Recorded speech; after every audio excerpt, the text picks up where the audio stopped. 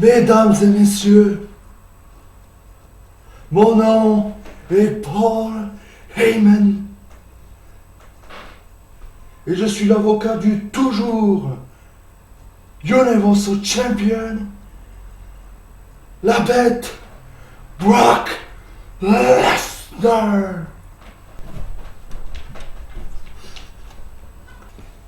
Et salut à tous et à toutes, c'est Mika le Fifou. On se retrouve aujourd'hui pour la vidéo résumée ainsi que de mes réactions sur SummerSlam, le dernier pay-per-view de la WWE, l'un des plus grands pay-per-view de la WWE après WrestleMania. SummerSlam, the biggest event of the summer.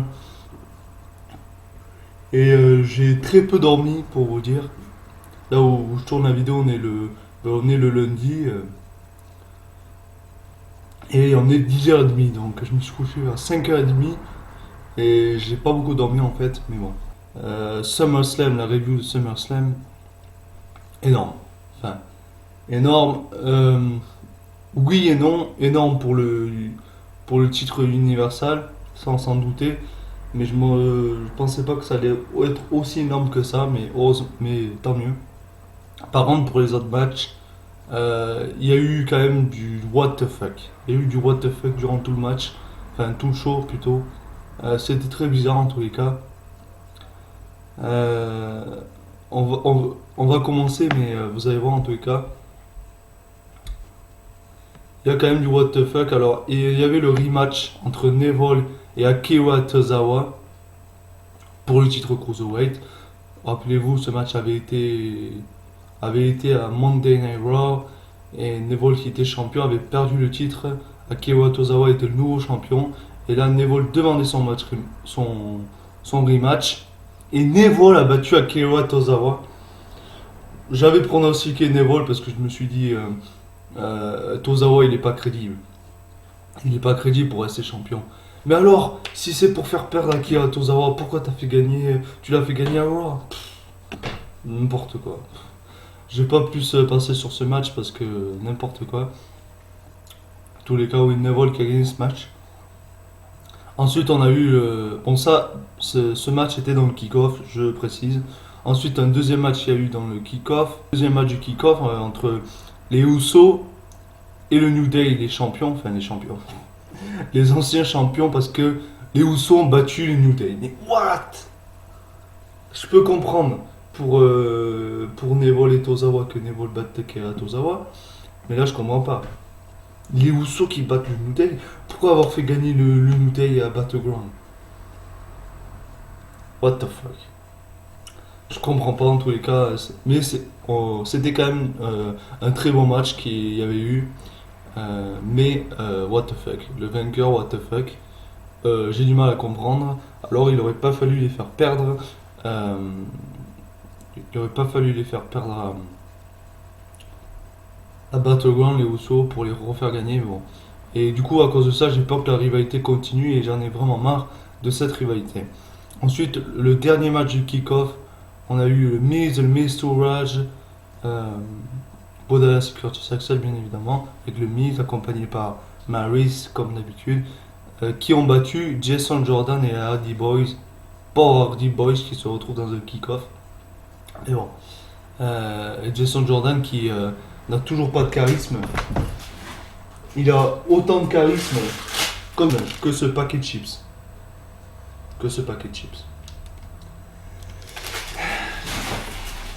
C'est triste, mais c'est comme ça.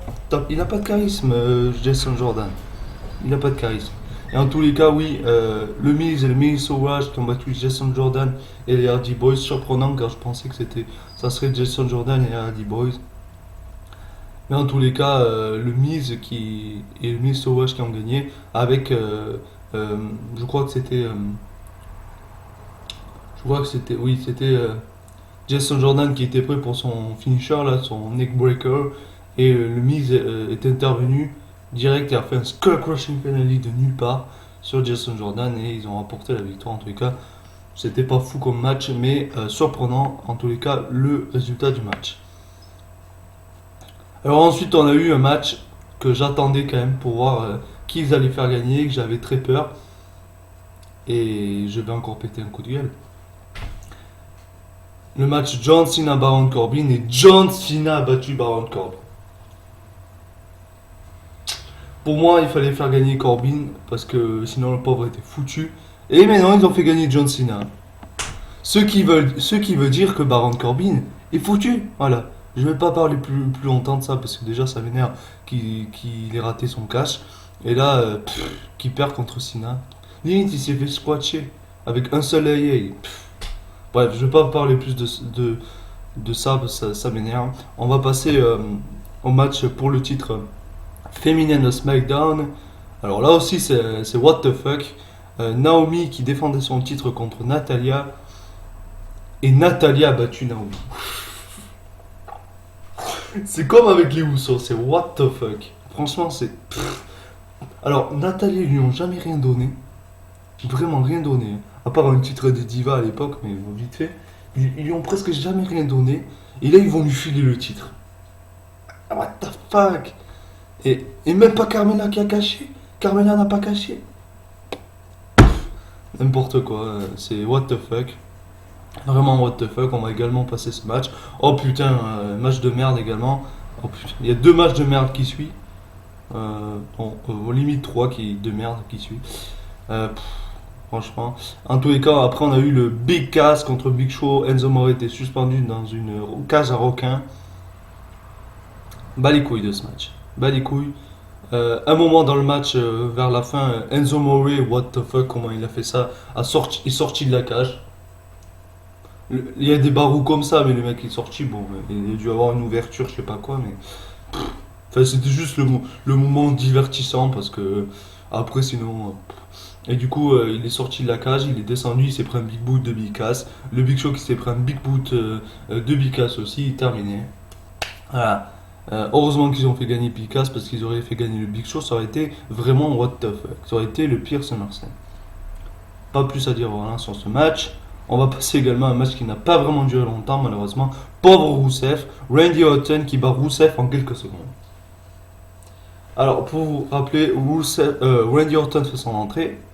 Et pendant son entrée, il se fait attaquer par Rousseff qui l'attaque par surprise. Il l'amène à l'extérieur du ring, etc. Et puis, il revient vers le ring. L'arbitre va sonner la cloche. Il sonne la cloche. Randy Orton qui était dans le coin. Rousseff qui veut se précipiter sur Randy Orton. Randy Orton s'enlève. RKO. RKO, 1, 2, 3, terminé. Pourquoi avoir fait ce match? Non, mais pour un résultat pareil. Je savais que Randy Orton allait gagner. Bon, j'avais pronostiqué Rousseff parce que voilà. Je me suis dit, c'est mieux de faire gagner Rousseff. Mais j'en étais sûr que Orton allait gagner. Mais de là à le faire gagner en quelques secondes, what the fuck. Surtout que toute la rivalité, Randy Orton a dominé Rousseff. Pourquoi encore Randy Orton battre? Je vais également passer ce match parce que c'est n'importe quoi. Ensuite, on a eu le match pour le titre féminin de Raw. Alexa Bliss a défendu son titre contre Sasha Banks. Et Sasha Banks a battu Alexa Bliss. Là, non, là, j'ai pas de coup de gueule. Là, je préfère Alexa Bliss que Sasha Banks, mais Sasha Banks, pardon, qui a bien mérité la victoire. Sasha Banks qui a gagné ce match avec un Banks statement. Alexa Bliss a abandonné. J'ai rien à dire. Bravo Sasha Banks. Sa victoire au moins est comment dire, elle est logique entre guillemets. Voilà. Voilà. Bravo Sasha Banks. Ensuite, on a eu un match qui était beaucoup plus intéressant parce que je vais vous dire après. Ouais. Même tout le début du show là a été pourri, on va dire. Entre Cena, Corbin, Natalia, Naomi, Big Cass, Big Show, Randy Orton, Rousseff, c'était un peu pourri. Sacha Banks avec sa lui, c'est un peu rattrapé. Ensuite, on a eu le match pour le titre par équipe de Raw. Dean Ambrose et Seth Rollins contre Cesaro et Sheamus, les champions. Et Dean Ambrose et Seth Rollins ont battu Cesaro et Sheamus. Et nous avons des nouveaux champions par équipe de Monday Night Raw. Là, c'était une bonne chose. Il n'y a pas eu de heel turn de Dean Ambrose. Il y avait eu cette rumeur comme quoi il allait y avoir un heel turn de Dean Ambrose sur Seth Rollins. On n'a pas eu le heel turn. C'est une bonne chose parce que pourquoi faire le heel turn maintenant? Peut-être c'est mieux de faire le heel turn plus tard. Tu les fais gagner les titres, tu les laisses un peu ensemble et puis après Dean Ambrose fait un heel turn. Mais voilà, ça aurait pas été logique qu'il fasse le heel turn ce soir. Mais ça aurait été quand même un truc de ouf. Tous les cas, Dean Ambrose et Seth Rollins, les nouveaux champions par équipe de Raw. Ensuite, on a eu le match entre Finn Balor et Bray Wyatt. Le démon Finn Balor, le retour du démon. Cette entrée m'avait putain de manqué avec le démon, ça m'a fait plaisir de la revoir. Et Finn Balor, bien évidemment, sans grande surprise, a battu Bray Wyatt. Dans un match plutôt intéressant tout de même. Euh, Ensuite, on a eu le match que j'étais pas vraiment emballé, mais en fait, il était bon ce match. Entre AJ Styles qui défendait son titre encore une fois contre Kevin Owens, avec Shane McMahon, arbitre spécial. Et AJ Styles a conservé le titre. Conservé le titre par plus ou moins, on va dire, une distraction de Shane McMahon. Durant tout le match d'ailleurs, il y a eu Shane McMahon a été dans le match, entre guillemets. Il n'a pas été seulement arbitre, mais il a été un rôle important dans le match. Il a fait écouter la victoire aux deux à chaque fois. Et il s'est fait pas mal également défoncer à chaque fois. Et du coup, je pense que ça prépare bien la fête qu'il va y avoir entre Kevin Owens et Shane McMahon. Ça va être très intéressant à mon avis. Cette rivalité, j'ai ça, Kevin Owens est enfin terminée, du moins j'espère. Et ensuite, on a eu les deux plus gros matchs pour les titres mondiaux. Alors, on a eu d'abord le Jinder Mahal contre Shinsuke Nakamura. Jinder Mahal défendait son WWE Championship contre Shinsuke Nakamura. Et Jinder Mahal a battu Shinsuke Nakamura avec l'aide des Size Brothers, des Singh Brothers. J'avais pronostiqué une victoire de Jinder Mahal. Pour moi, ouais, Shinsuke Nakamura n'allait pas gagner le titre direct, c'était obligé. Pour moi, c'est trop tôt pour Shinsuke. Et Jinder Mahal a conservé le titre avec l'aide des Singh Brothers. Ça aurait été plus intéressant quand même qu'il conserve par lui-même le titre parce que je veux bien des fois qu'il conserve en trichant, mais là c'est tous les matchs au bout d'un moment, ça commence un peu à casser les couilles. Et pourtant je dis ça, mais j'aime Jinder Mahal. Mais ça me casse les couilles au bout d'un moment qu'il ne gagne pas par lui-même. Et ensuite on a eu l'un des plus gros matchs de ce SummerSlam. Le Fatal 4-Way pour le titre universal entre Brock Lesnar, Samoa Joe, Braun Strowman et Roman Reigns. Et on rappelle ce match, si Lesnar perdait, lui et Paul Heyman quittaient la WWE. Et vraiment un match de ouf. Franchement, c'était un match de malade. Les spots qu'il y a eu. Braun Strowman qui a complètement défoncé Lesnar, qui l'a fait passer entre deux tables avec un power slam, et également Lesnar qui s'est pris un spear. Ensuite, également Strowman, et après avoir fait deux power slams à travers la table des commentateurs, il a pris la troisième table, il a balancé sur Lesnar. Même Lesnar est obligé de partir un moment sur civière, sur un brancard. Et après Lesnar est revenu et après il a un peu défoncé tout le monde. Et vraiment c'était un match de ouf. C'est un match de malade. Par contre, Lesnar qui conserve, je suis pas pour. Franchement, je suis pas pour. Pourquoi Certes, ça avait été pratiquement annoncé que Lesnar allait conserver. C'était d'ailleurs un petit spoiler, mais moi je me suis dit peut-être c'est pas vrai. Mais si. Le problème avec la victoire de Lesnar, c'est que là, c'était le moment pour le faire perdre. C'était la stipulation pour le faire perdre. Là, si tu le faisais pas perdre là, tu pourras jamais le faire perdre, Lesnar. Tu veux le faire perdre où? Non, c'était la stipulation idéale pour le faire perdre. Et surtout le booking du match, il s'est fait défoncer Lesnar et qui à la fin il gagne. Mais le mec s'est fait défoncer, il arrive à gagner. Certes, c'est une bête, il a été booké comme une bête. Mais non, il s'est fait défoncer complet. Pourquoi il gagne? Non. Pour moi, c'est. Non. Non. C'est vraiment bizarre. Donc, la fin du match a fini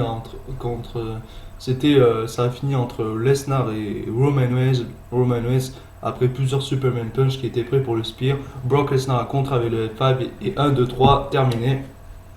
C'était quand même un très bon match, mais je comprends pas le fait de faire gagner Lesnar. Enfin, si je comprends, mais je trouve pas ça crédible qu'il arrive à conserver le titre. Vu le booking du match, il s'est fait défoncer. Et puis, comme j'ai dit, si tu le faisais pas perdre là, tu pourras jamais le faire perdre parce que ça sera pas crédible de le faire perdre ailleurs. Voilà, désolé. Même si tu lui fous Strowman un contre un, non, c'est pas crédible parce que le mec, il a battu 4 hommes, 3 hommes, pardon. Il a battu 3 hommes, y compris Strowman. Si tu lui refous Strowman dans le futur, il y a des rumeurs comme quoi il y aurait Strowman, Strowman Lesnar à nos merci. Non, non, c'est pas crédible que Strowman batte Lesnar. S'il a pas réussi à le battre dans un Fatal 4-Way, non. Voilà. C'était le moment idéal pour faire perdre Lesnar. Et non, ils l'ont pas fait perdre. Attends. Mais bon, je vais pas râler parce que c'était un putain de match. Et heureusement qu'il y a eu ce Fatal 4-Way parce que ça a sauvé SummerSlam. Parce que SummerSlam, sinon, sans ce match, c'était de la grosse merde. Voilà. Je vais pas plus parler de ce pay-per-view. Je mettrai quand même à ce pay-per-view euh, une note de 7 sur 10. C'est pas vraiment terrible, mais 7 sur 10 grâce au Fatal 4-Way. Parce que s'il n'y aurait pas eu le Fatal 4-Way, pour moi ça aurait été un SummerSlam de merde. Heureusement qu'il y a eu quand même le Fatal 4-Way. Je mettrai une note de 16 sur 10 et 14 sur 20. À part le Fatal 4-Way, pour moi, les matchs c'était de la merde. Hein. Voilà, c'est tout. Voilà, c'est tout. Les vainqueurs sont what the fuck. Voilà. Bref. En tous les cas, j'ai quand même bien aimé à peu près ce SummerSlam. Euh, si tu as aimé toi aussi ce SummerSlam, mets-le moi en commentaire. Si tu as aimé la vidéo, n'hésite pas à mettre un pouce bleu, ça fait toujours plaisir. Et à partager cette vidéo pour qu'on soit de plus en plus nombreux sur la chaîne. À t'abonner si ce n'est pas déjà fait pour ne pas louper les prochaines vidéos WWE, les reviews de Raw, NXT, SmackDown, etc. Ainsi que les vidéos Top 10 Finisher. Merci d'avoir regardé la vidéo et à la prochaine pour de futures vidéos. Allez, salut.